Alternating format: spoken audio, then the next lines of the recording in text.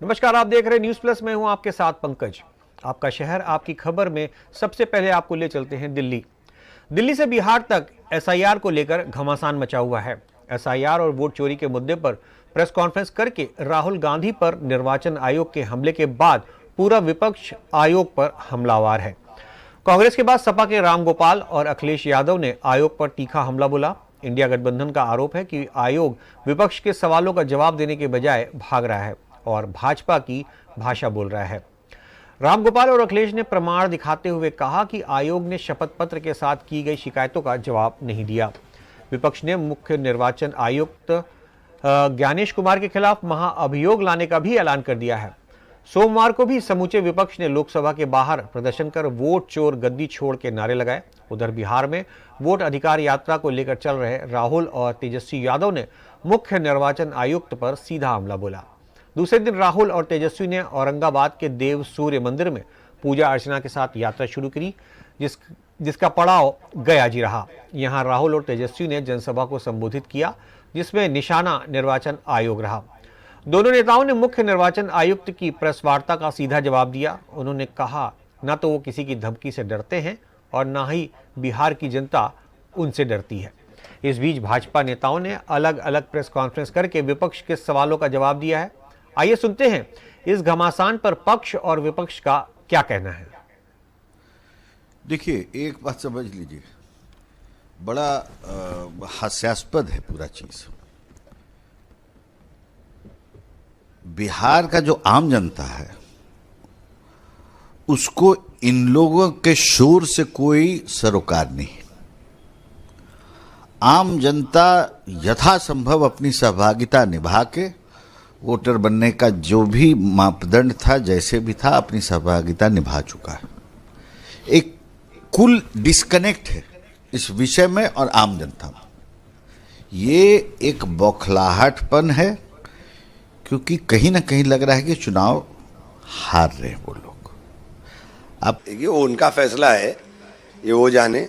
हम अपनी पार्टी से बंधे हुए, हमारा फैसला पार्टी करेगी। नहीं तो ये फैसला पार्टी का, जो फैसला पार्टी करे उसमें मेरा क्या बोलना है। अरे जवाब दिया, उन्हें वो सवाल ही नहीं छुआ जिसके ऊपर पूरे देश के अंदर हंगामा बरपा है। वो तो सवाल छुआ भी नहीं उन्होंने तो उस लोकसभा का जिक्र भी नहीं किया जिस लोकसभा के अंदर इतने फर्जी वोटर पकड़े गए, इतने लोगों को आइडेंटिफाई करके दिखाया गया, उसका जिक्र भी नहीं है। राहुल गांधी नहीं माफी मांगेगा। राहुल गांधी ने जो कहा, डंके की चोट पर कहा है। वोटों की डकैती तो की केंद्र सरकार ने इलेक्शन कमीशन के माध्यम से, वोटों की डकैती तो की है। ये तो पूरे देश के सामने है। आप मरे हुए लोगों को वो आकर के पेश हो रहे हैं, उनके वोट काट दिया आपने मरे हुए की लिस्ट के अंदर। अभी इलेक्शन कमीशन अगर ये कहे कि हमारी लिस्ट पूरी तरह से सही है ऑन ओथ देश के सामने, तब तो उन्हें यह हक है कहने का कि आप दीजिए उसमें।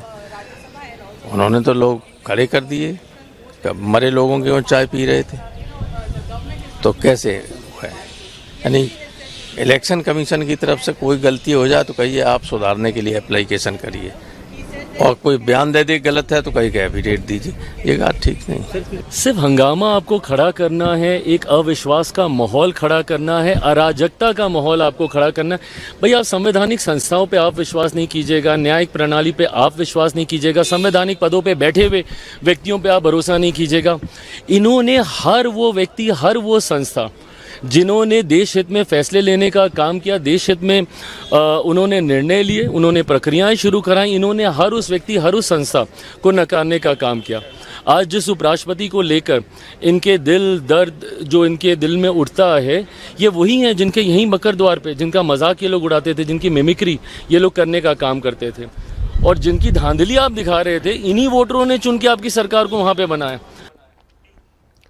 पक्ष और विपक्ष के आरोप और प्रत्यारोप के बीच अब आपको ले चलते हैं दिल्ली में हमारे ब्यूरो चीफ प्रवेश शर्मा जो हमारे साथ जुड़ चुके हैं। प्रवेश, बिहार चुनाव जैसे जैसे करीब आ रहा है, दिल्ली से बिहार तक एसआईआर को लेकर घमासान बढ़ता जा रहा है, क्या स्थिति है वहां पर? बिल्कुल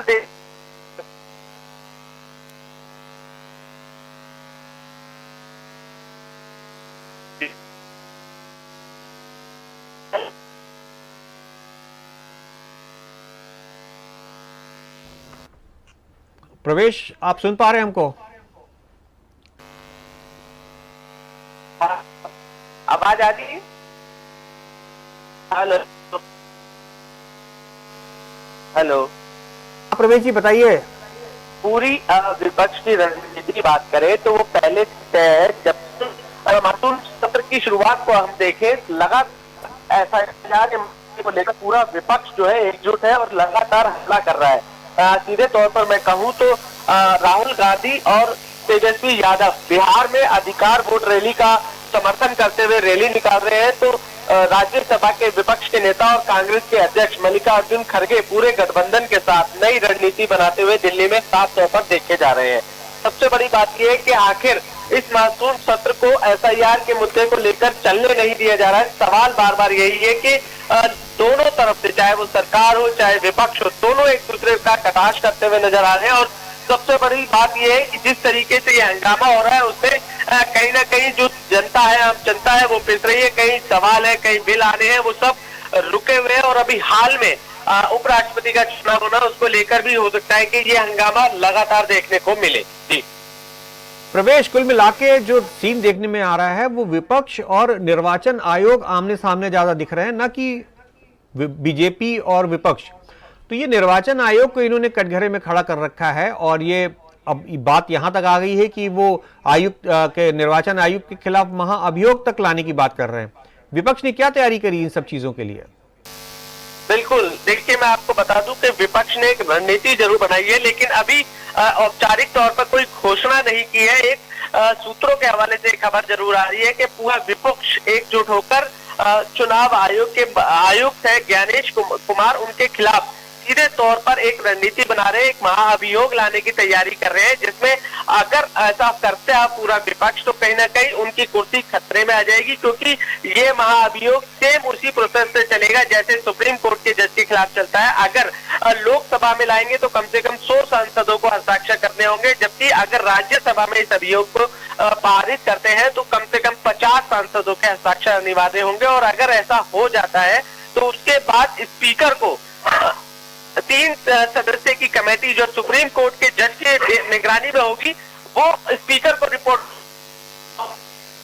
होने के बाद सीधे तौर पर कहें तो वो फाइल राष्ट्रपति के पास पहुंचेगी। और कहीं ना कहीं अगर इस पूरे प्रकरण में अगर थोड़ी सी भी ऊपर नीचे बात हुई तो जो आयुक्त है ज्ञानेश कुमार, उनकी कुर्सी खतरे में हो जाएगी। और ये पूरा विपक्ष एक रणनीति के तहत दबाव बनाने के लिए पूरी प्रक्रिया जुटा हुआ है।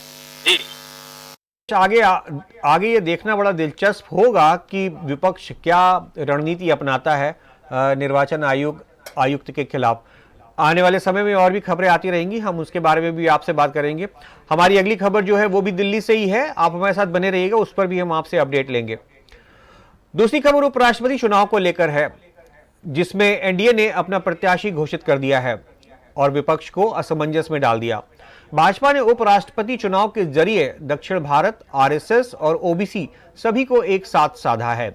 एनडीए के उम्मीदवार सीपी राधाकृष्णन वर्तमान में महाराष्ट्र के राज्यपाल हैं और तमिलनाडु के रहने वाले राधाकृष्णन ओबीसी वर्ग से आते हैं। उम्मीदवार का नाम तय होते ही रक्षा मंत्री राजनाथ सिंह ने वरिष्ठ मंत्रियों की बैठक की और विपक्षी दलों को घेरना शुरू कर दिया। खुद राजनाथ सिंह ने तमिलनाडु के मुख्यमंत्री एम करुणानिधि स्टालिन के समेत कई नेताओं से इसका समर्थन मांगा। इधर इंडिया गठबंधन ने भी अपने उम्मीदवार के लिए मंथन शुरू कर दिया है। रात तक गठबंधन का उम्मीदवार सामने आने की उम्मीद है। एनडीए के प्रत्याशी पर देखिए हमारी एक खास रिपोर्ट।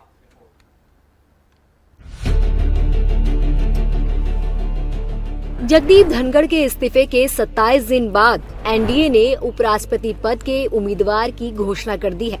बीजेपी संसदीय दल की बैठक में चंद्रपुरम पोन्नुस्वामी राधाकृष्णन यानी सीपी राधाकृष्णन के नाम पर मुहर लग गई है। बीजेपी के राष्ट्रीय अध्यक्ष जेपी नड्डा ने प्रेस कॉन्फ्रेंस में उनके नाम की औपचारिक घोषणा की है।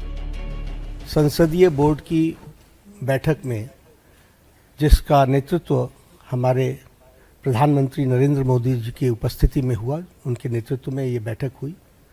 सभी पहलुओं पर चर्चा हुई और नामों पर विस्तृत रूप से जो पार्टी में एक्सरसाइज हुई थी, उन सारे एक्सरसाइज के बारे में डेलिब्रेशन हुआ, सभी के साथ चर्चा हुई, सुझाव मांगे गए और उसके बाद फिर ये तय हुआ कि प्रत्याशी के रूप में हमारे महाराष्ट्र के राज्यपाल श्री CP राधाकृष्णन जी, चंद्रपुरम पुन्नास्वामी राधाकृष्णन जी, उनको हम NDA का प्रत्याशी बनाएंगे। राधाकृष्णन वर्तमान में महाराष्ट्र के राज्यपाल हैं। 4 दशक से ज्यादा समय से राजनीति और सामाजिक जीवन में सक्रिय राधाकृष्णन तमिलनाडु की राजनीति में सम्मानित चेहरा है। आइए जानते हैं CP राधाकृष्णन का कैसा रहा सफर। CP राधाकृष्णन का पूरा नाम चंद्रपुरम पुन्नुस्वामी राधाकृष्णन है। इनका जन्म 4 मई 1957 को तमिलनाडु के तिरुपुरा में हुआ था। इन्होंने बिजनेस एडमिनिस्ट्रेशन में स्नातक किया है। CP राधाकृष्णन बीजेपी से स्थापना के समय से ही जुड़े हुए हैं। वो 2 बार कोयम्बटूर से लोकसभा सांसद रहे। वो 2004 से 2007 तक तमिलनाडु बीजेपी के अध्यक्ष रहे।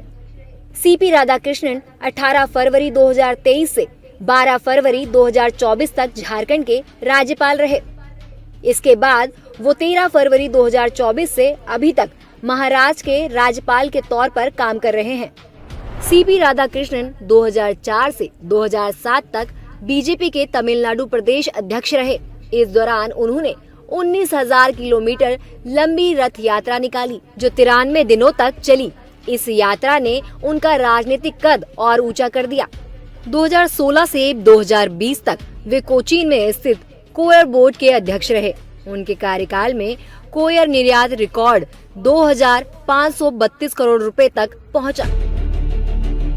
उपराष्ट्रपति पद के चुनाव के लिए नामांकन दाखिल करने की अंतिम तिथि 21 अगस्त है। प्रबल संभावना है कि विपक्ष भी अपना उम्मीदवार उतारेगा। हालांकि NDA के पास निर्वाचक मंडल में पूर्ण बहुमत है। ऐसे में उपराष्ट्रपति चुनाव में राधाकृष्णन की जीत लगभग निश्चित है। पूरे घटनाक्रम पर हमारे साथ हैं प्रवेश, दिल्ली से हमारे ब्यूरो चीफ। प्रवेश, बीजेपी ने अपना कैंडिडेट डिक्लेयर कर दिया है और जिसके साथ ही उन्होंने जो एक गणित बनाई है वो विपक्ष को कहीं से घेरती दिख रही है आपको? देखिए, सीधे तौर पर मैं बता दूं कि CP राधाकृष्णन को NDA ने अपना उपराष्ट्रपति का उम्मीदवार घोषित कर दिया है। कल देर रात पार्लियामेंट की मीटिंग के बाद JP नड्डा, जो बीजेपी के राष्ट्रीय अध्यक्ष हैं, उन्होंने इस नाम का खुलासा कर दिया है, मोहर लगा दी है। सीधे तौर पर कहूंगा, उन्होंने इस खुलासे के बाद तुरंत जो है मल्लिकार्जुन खड़गे से फोन पर बातचीत कर निर्विरोध जीत के लिए भी उन्होंने आमंत्रित किया था। उन्होंने उन्हें न्योता दिया था कि अगर वो इस बात को समझ करें, माने, तो आराम से उपराष्ट्रपति चुने जा सकते हैं। लेकिन सबसे बड़ा सवाल मैं आपको बता दूं कि NDA का जो नाम का खुलासा है वो हमारे सामने आ गया है। लेकिन मुझे अभी सूत्रों के हवाले से खबर मिल रही है कि विपक्ष जो है साउथ की तरफ से ही अपना उम्मीदवार उतारने की तैयारी कर रहा है और DMK की राज्यसभा सांसद है तिरुचि शिवा, इनको जो है उम्मीदवार घोषित करने की बात सामने आ रही है और आपको थोड़ी बहुत देर में मुझे लगता है कि इसके नाम का खुलासा आपको हो जाएगा। और कहीं ना कहीं मैं कहूँ, अगर ये चुनाव होता है तो सीधे तौर पर NDA के पास पूर्ण बहुमत है और NDA को किसी भी प्रकार से ये चुनाव जीतने में कोई परेशानी नहीं होगी। तो मान के चले कि इंडिया गठबंधन का जो कैंडिडेट है वो कांग्रेस पार्टी से नहीं आ रहा है, जो आपके पास सूचना है? बिल्कुल ये खबर कंफर्म है कि DMK से जो है सांसद है, उनका नाम जरूर सामने आने वाला है। ये जो अंक गणित बता रहा है वोटों का, उसके हिसाब से तो भाजपा का कैंडिडेट आसानी से ये सीट जीत जाएंगे। उसके बावजूद भी ये भाजपा के लोग विपक्ष के नेताओं से संपर्क कर रहे हैं वोट के लिए। ऐसी क्या जरूरत आन पड़ी है? मैं आपको बता दूं, नंबर गेम की बात करें तो राधाकृष्णन जो है आसानी से जीत जाएंगे। मैच एक औपचारिकता आई है, लेकिन मैं आपको सीधे तौर पर गणित बताऊं तो लोकसभा में कुल 542 सदस्य हैं, जबकि राज्यसभा में 240 है।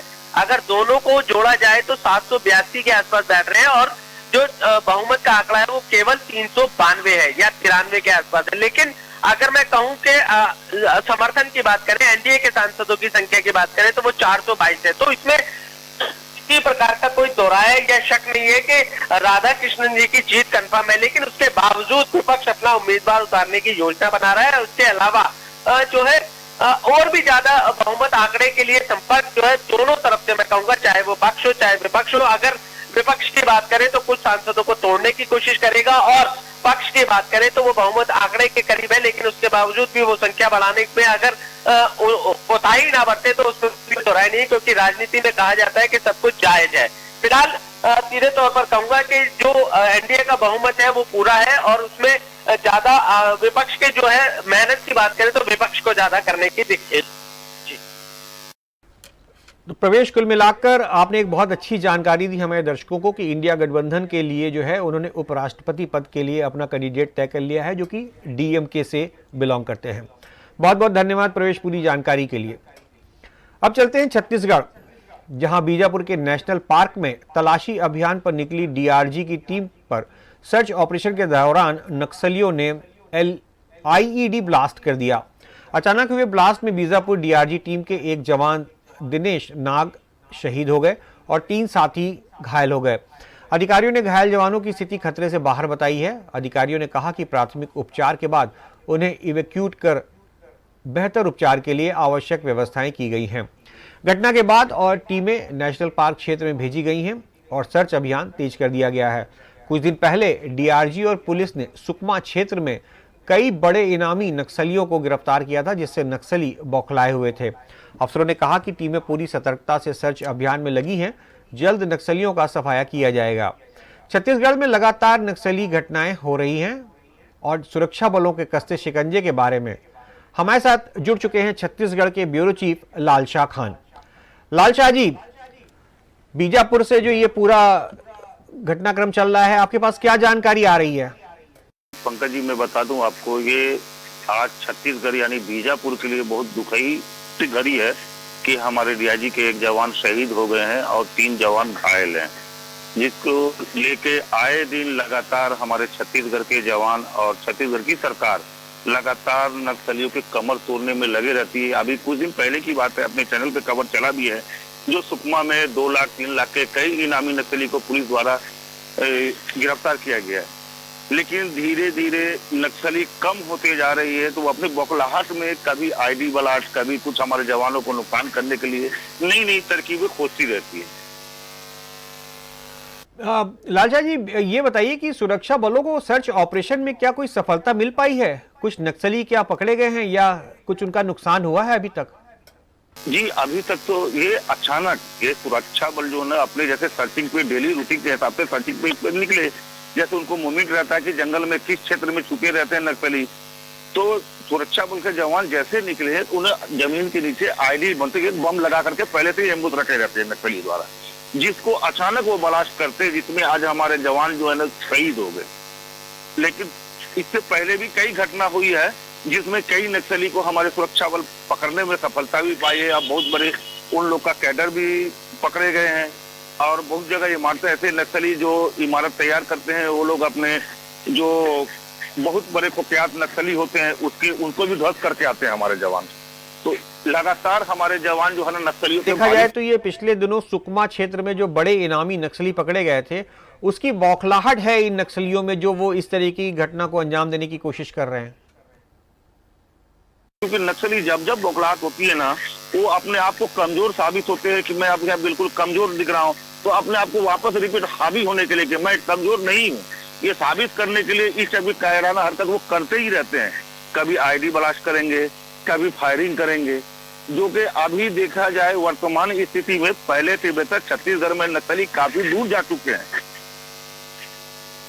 चलिए, सुरक्षा बलों के लिए कुल मिला के एक ये बड़ा चैलेंज है इन नक्सलियों के साथ जो है वो मुठभेड़ करना और उनका खात्मा करना। बहुत बहुत धन्यवाद लालशाह जी पूरे अपडेट्स के लिए। छत्तीसगढ़ से अब चलते हैं जम्मू कश्मीर। किश्तवाड़ के चशोटी और कठुआ में युद्ध स्तर पर चल रहे रेस्क्यू ऑपरेशन में बारिश और खराब मौसम बाधा बन रहा है। चशोटी में अब तक 66 और कठुआ में 8 शव मलबे से निकाले जा चुके हैं। दोनों जगह अभी भी 200 से ज़्यादा लोग लापता हैं, जिनकी तलाश में सेना, एनडीआरएफ और स्थानीय पुलिस की कई टीमें जुटी हुई हैं। जिनके अपने लापता हैं, उनकी उम्मीद अब धीरे धीरे धूमिल होती जा रही है। जम्मू कश्मीर के मुख्यमंत्री उमर अब्दुल्ला ने तबाही वाले दोनों स्थानों के अधिकारियों से संपर्क कर ताज़ा हालातों की जानकारी ली। साथ ही मुख्यमंत्री ने कठुआ के पीड़ितों के लिए आर्थिक मदद की भी घोषणा की। इस बीच मौसम विभाग ने जम्मू कश्मीर के लिए आपदा को लेकर फिर से रेड अलर्ट जारी किया है। अलर्ट के बाद सरकार ने स्कूल कॉलेज बंद कर दिए हैं। चशोटी और कठुआ ताज़ा हालातों की जानकारी के लिए आपको ले चलेंगे जम्मू कश्मीर। उससे पहले आपको पूरी जानकारी दे दें कि जो पिछले विगत दिनों में वहां पर जो आपदा आई थी उसमें तकरीबन अभी भी 200 से ज़्यादा लोग लापता हैं और करीबन 66 और 8 लोगों के शव मिल चुके हैं।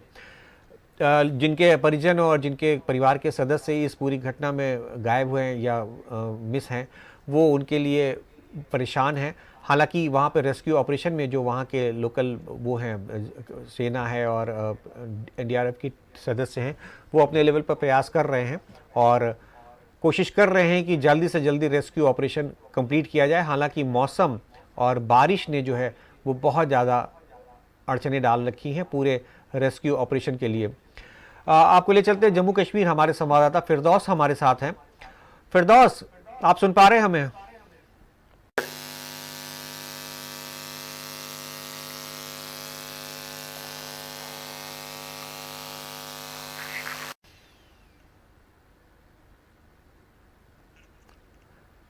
फिरदौस जी, आप सुन पा रहे हैं हमें?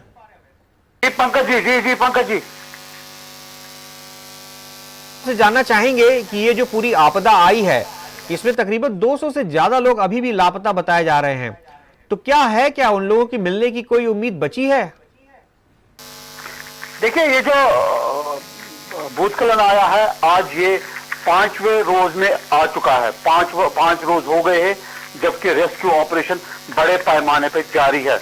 मुख्यमंत्री जो सीएम है जम्मू कश्मीर के, वो भी वहां पर पहुंचे और रेस्क्यू को बड़े तेजी से उन्होंने बताया कि आदेश दिया है बड़ी तेजी से चलाया जाए। अब सरकारी जो आंकड़े हैं उनके मुताबिक 63 अफराद जो है जान बाक हुए हैं और 80 से ज्यादा लोग जो है लापता है, जिनमें से सीआरपीएफ के 3 जवान और पुलिस स्पेशल ऑफिसर भी शामिल है। आपको बता दें रेस्क्यू जो है जिन शवों को निकाला गया उनको अस्पताल लिया गया है। 167 जो आंकड़े हैं 167 जो है उनको निकाला गया है, जिंदा निकाला गया, जिनको इलाज के लिए नजदीकी अस्पताल लिया गया है। ऑपरेशन में जो फौज का बहुत ही अहम रोल है, उन्होंने अब ऐसा मवादा जो यूज किया है, अब पत्थरों को उनसे धमाका किया जाता है ताकि जो डेड बॉडीज है उनको निकाला जाए। जी पंकज जी। फिरदौस, हम आपसे जानना चाहेंगे क्या जो वहां का मौसम है अभी भी खराब है, बारिश हो रही है क्या? क्योंकि जो सूचनाएं आ रही उससे ये पता चल रहा है कि रेस्क्यू ऑपरेशन में मौसम जो है वो बहुत दिक्कत दे रहा है। जी आज आपको बता दें कि मौसम अभी तक साथ नहीं दे रहा है। जो थम के बारिशें हद से ज्यादा तेज हो रही है, जिसकी वजह से रेस्क्यू टीम जिसमें पुलिस, एसडीआरएफ, आर्मी का एक अहम रोल बनता है, जिसकी वजह से अभी जो वहां पर रेस्क्यू किया जाता है और हद से ज्यादा प्रॉब्लम करता है जो बारिश रुक रुक के हो रही है। आज दिन भर भी वहां पर बारिश लगातार हुई है और कल से बताया जा रहा है कि जम्मू प्रोविजन को कल छुट्टी, स्कूलों को बंद कर दिया गया है, छुट्टी दी गई है, जिसके चलते अब देखने वाली ये बात होगी कि रेस्क्यू टीम कौन सा रुख इख्तियार करती है। पंकज जी, बहुत बहुत धन्यवाद फिरदौस पूरी जानकारी के लिए। आप खबर पे नजर बनाए रखिएगा क्योंकि इसमें लगातार अपडेट हमें चाहिए होगा कि रेस्क्यू ऑपरेशन कितना चल रहा है, कितने लोगों को अभी तक बचाया गया है या कितना हमारा अभी तक नुकसान हुआ है। कुल मिला के ये एक आपदा है, जो मौसमी आपदा है, उसका ये दुर्भाग्यपूर्ण घटना है। बहुत बहुत धन्यवाद पूरी जानकारी के लिए फिरदौस। आपका शहर आपकी खबर में आज के लिए बस इतना ही। देश और दुनिया की बाकी खबरों के लिए आप देखते रहिए न्यूज़ प्लस। नमस्कार।